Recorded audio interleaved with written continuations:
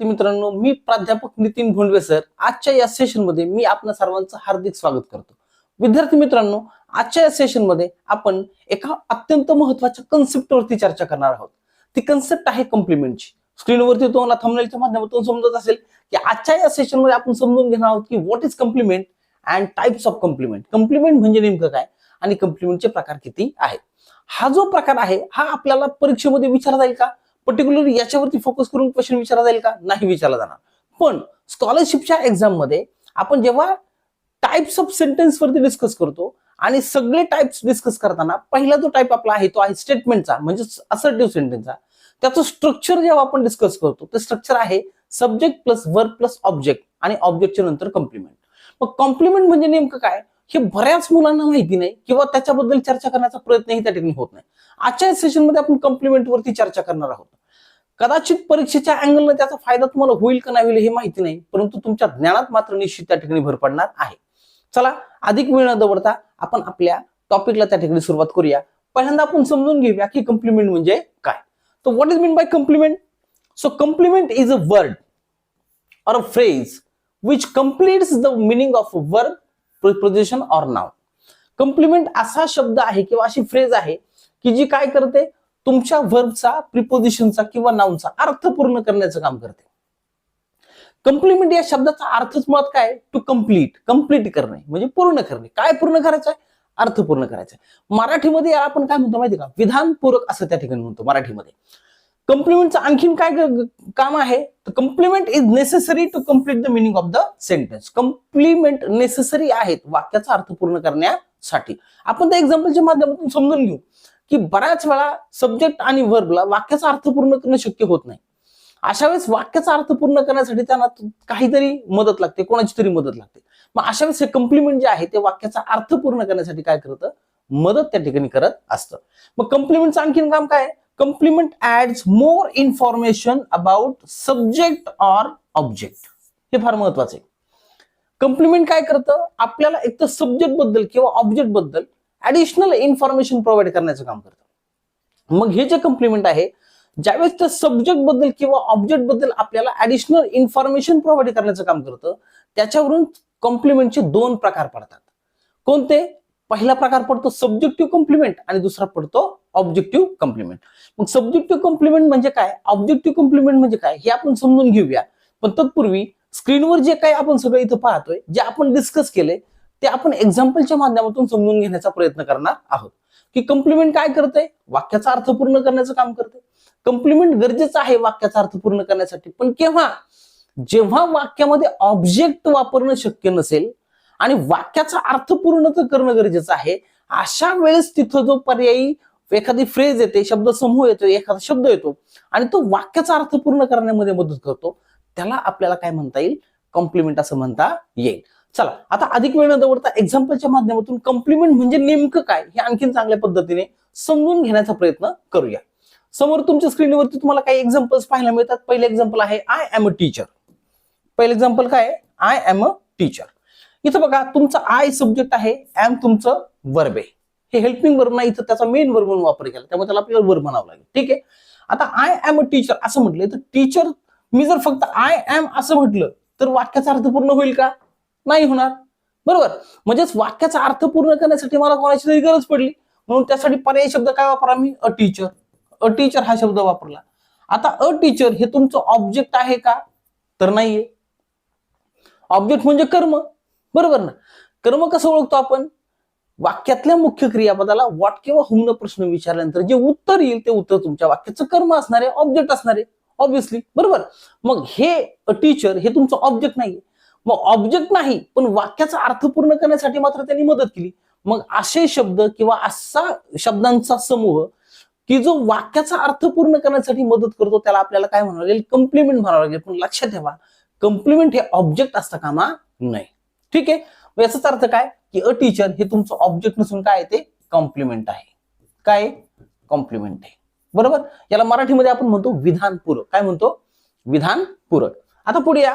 Rose is beautiful. Rose is, रोज तुमचं subject आहे, is तुमचं वर्ब आहे आणि ब्युटिफुल न काय केलंय? वाक्याचा अर्थ पूर्ण करण्यासाठी मदत त्या ठिकाणी केलेली आहे. बरोबर. ब्युटिफुल इथं ऑब्जेक्ट नाही, बरोबर. मग ब्युटिफुल जर ऑब्जेक्ट नसेल आणि वाक्याचा अर्थ पूर्ण करण्यासाठी जर त्यांनी मदत केली असेल तर त्यालाही आपल्याला काय म्हणावं लागेल, कॉम्प्लिमेंट म्हणावं लागेल. काय म्हणावं लागेल, कॉम्प्लिमेंट म्हणावं लागेल. आता तिसरा एक्झाम्पल कडे, Jack sat in the corner. Subject तुमचा जॅक आहे, सॅट तुमचं वर्ब आहे, इन द कॉर्नर. मी जर फक्त म्हणलं जॅक सॅट तर मला अर्थ लागत नाहीये, बरोबर ना. पण मी जर म्हटलं की Jack sat in the corner, आता मात्र अर्थ लागतोय. याचा अर्थ काय, इन द कॉर्नर ही जी फ्रेज आहे, हा जो शब्दसमूह आहे, यानं वाक्याचा अर्थ पूर्ण करण्यासाठी मदत केलेली आपल्याला पाहायला मिळते. याचा अर्थ इन द कॉर्नर हे सुद्धा तुमचं काय आहे, कॉम्प्लिमेंट आहे. काय आहे, कॉम्प्लिमेंट आहे. चला, आता मला असं वाटतंय की तुम्हाला कॉम्प्लिमेंट म्हणजे नेमकं काय हे समजायला सोपं जाईल आणि तुम्ही जर का असा प्रकार वाक्यामध्ये आला तर तुम्ही छाती ठोकून सांगू शकता की हे कॉम्प्लिमेंट आहे. हे काय आहे, कॉम्प्लिमेंट आहे. आता आपल्याला पुढे पाहायचंय की मी तुम्हाला याच्या अगोदर सांगितलं की कॉम्प्लिमेंट काय करतं, complement provides additional information about subject and object, बरोबर. आणि मग याच्यावरून कॉम्प्लिमेंटचे दोन प्रकार पडतात. Complement is divided into two categories, subjective complement आणि ऑब्जेक्टिव्ह कॉम्प्लिमेंट. मग सब्जेक्टिव्ह कॉम्प्लिमेंट कुणाला म्हणायचं आणि ऑब्जेक्टिव्ह कॉम्प्लिमेंट कुणाला म्हणायचं हे आता आपल्याला समजून घ्यायचं. कॉम्प्लिमेंट म्हणजे काय हे आता आपल्याला समजले, आपण एक्झाम्पलच्या माध्यमातून समजून घेण्याचा प्रयत्न केलाय. आता सब्जेक्टिव्ह कॉम्प्लिमेंट कसं आणि ऑब्जेक्टिव्ह कॉम्प्लिमेंट कसं हेही आपल्याला इथं समजून घेणं गरजेचं आहे. मग तुमचं जे कॉम्प्लिमेंट आहे त्याचे दोन प्रकार पडतात. कॉम्प्लिमेंटचा पहिला प्रकार आहे सब्जेक्टिव्ह कॉम्प्लिमेंट, दुसरा प्रकार आहे ऑब्जेक्टिव्ह कॉम्प्लिमेंट, बरोबर. पहिला प्रकार सब्जेक्टिव्ह कॉम्प्लिमेंट, दुसरा प्रकार ऑब्जेक्टिव्ह कॉम्प्लिमेंट. आता सब्जेक्टिव्ह कॉम्प्लिमेंट आणि ऑब्जेक्टिव्ह कॉम्प्लिमेंट आयडेंटिफाय करणं अवघड आहे का, अजिबात नाही. का नाही, सब्जेक्टिव्ह कॉम्प्लिमेंट म्हटलं तर लक्षात घ्यायचं की सब्जेक्टिव्ह कॉम्प्लिमेंट काय करतं, सब्जेक्ट बद्दल तुम्हाला ऍडिशनल इन्फॉर्मेशन प्रोव्हाइड करतं, बरोबर. ऑब्जेक्टिव्ह कॉम्प्लिमेंट जर म्हटलं तर काय लक्षात ठेवायचं की ऑब्जेक्टिव्ह कॉम्प्लिमेंटचं काम काय आहे, ऑब्जेक्टच्या बद्दल तुम्हाला एक्स्ट्रा इन्फॉर्मेशन प्रोव्हाइड करणं. हा आपण लक्षात घ्या, तुमचं कॉम्प्लिमेंट ऑब्जेक्ट असता कामा नये. ते जर ऑब्जेक्ट असेल तर त्याला कॉम्प्लिमेंट म्हणता येणार नाही. हे लक्षात ठेवा, ही अत्यंत महत्वाची गोष्ट त्या ठिकाणी आहे. चला, आता आपण सब्जेक्टिव्ह कॉम्प्लिमेंट बद्दल डिस्कस करूया. A complement which provides extra information about subject is called subjective complement.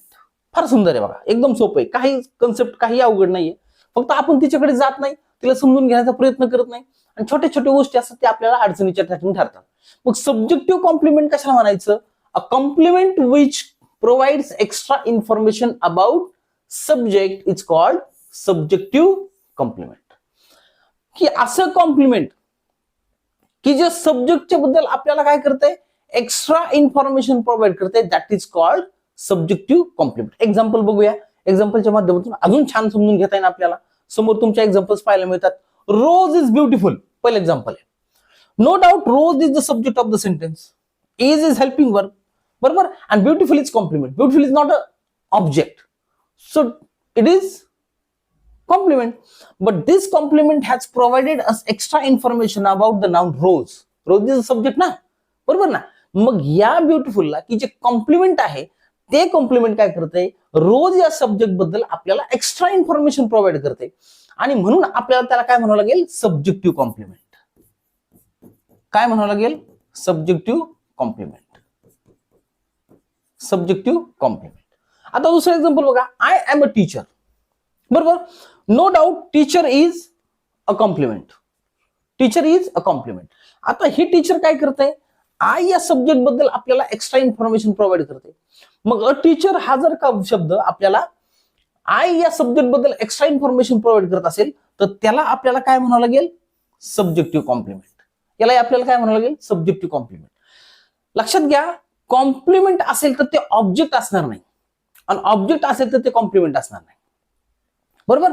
मग जे कॉम्प्लिमेंट आहे ते कॉम्प्लिमेंट जर का वाक्यामध्ये आपल्याला सब्जेक्टच्या बद्दल इन्फॉर्मेशन प्रोव्हाइड करत असेल तर अशा कॉम्प्लिमेंटला आपल्याला काय म्हणावं लागेल, सब्जेक्टिव्ह कॉम्प्लिमेंट त्या ठिकाणी म्हणावं लागेल. चला, ही कन्सेप्ट आता तुम्हाला समजली असेल की कॉम्प्लिमेंट म्हणजे काय, कॉम्प्लिमेंटचे दोन प्रकार कोणते, त्यातला एक सब्जेक्टिव्ह कॉम्प्लिमेंट, दुसरा ऑब्जेक्टिव्ह कॉम्प्लिमेंट. आपण सब्जेक्टिव्ह कॉम्प्लिमेंट शिकलोय. सब्जेक्टिव्ह कॉम्प्लिमेंट काय करतं, तर सब्जेक्टिव्ह कॉम्प्लिमेंट आपल्याला सब्जेक्ट बद्दल ऍडिशनल इन्फॉर्मेशन प्रोव्हाइड करतं. इतकं सोपं आणि साधं आणि सुंदर उदाहरण त्या ठिकाणी आहे, गणित आहे, काही याच्यामध्ये अवघड नाहीये. फक्त अट एक आहे की कॉन्सन्ट्रेट करून कन्सेप्ट समजून घेणं आणि ती नोट डाऊन करून ठेवणं आणि तिला रिवाइज करणं. एवढ्या गोष्टी केल्या तर या कन्सेप्ट तुमच्यासाठी अतिशय सोप्या आहेत आणि त्या तुम्हाला खूप वेळा कामाला त्या ठिकाणी येतील. तुमच्या ज्ञानामध्ये भर त्या ठिकाणी पडल्याशिवाय राहणार नाही.